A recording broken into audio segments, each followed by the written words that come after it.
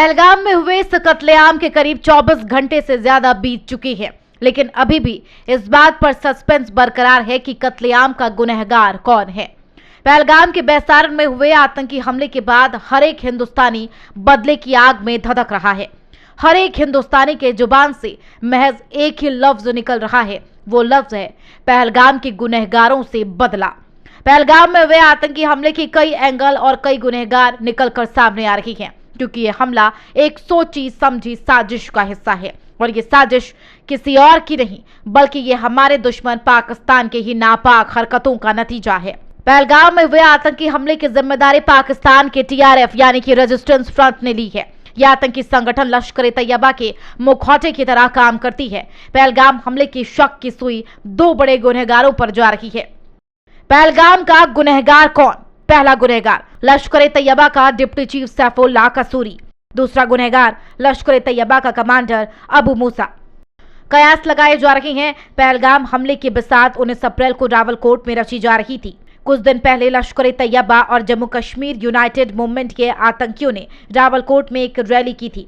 रावलकोट की इस रैली में लश्कर कमांडर अबू मूसा ने मन से खुलेआम भारत को धमकी दी थी।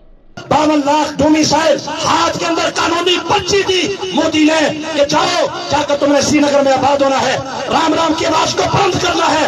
मुजाहिदीन कश्मीर ने, आकब शहीद रहमतुल्लाह अलैह ने, अब्दुल वहाब शहीद ने, जिया मुस्तफा ने और साहबा और अंबिया के वारिसों ने इस चैलेंज को कबूल किया और कहा मोदी बंद अदालत के अंदर तूने ये किया, कागज तेरा था, जज तेरा था, मैदान मुजाहिद का है, जरा करके देख, इंशाअल्लाह गोलियों की बुछार से हम तुम्हारी गर्दनों को भी काटेंगे और शहादा की कुर्बानियों की लाज रखेंगे।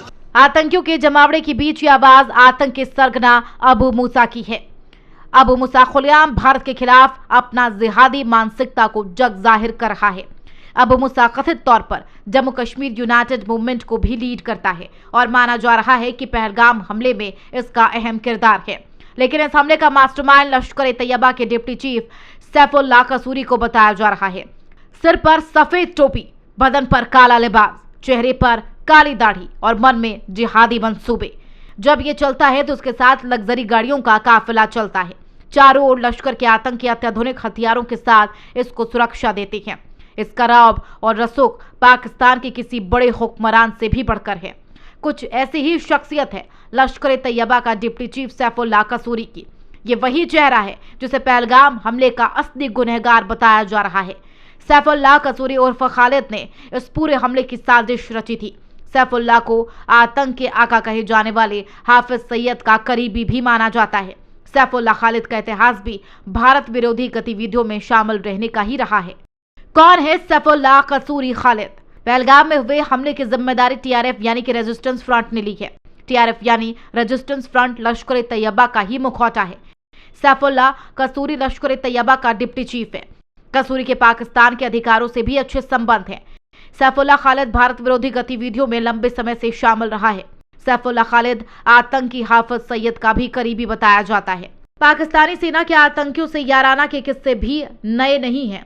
पाकिस्तानी सेना के अधिकारी अक्सर आतंकियों पर फूल बरसाते हुए दिख जाते हैं। जिस आतंकी संगठन ने पहलगाम में आतंकी साजिश को अंजाम दिया, दावा किया जा रहा है कि पाकिस्तानी सेना की मदद से ही इन आतंकियों को भारत में घुसपैठ करवाई गई। लिहाजा जब भारत अब जवाबी कार्रवाई करेगा तो उसके निशाने पर पाकिस्तानी आर्मी भी जरूर हो सकती है। Bureau report, prime news.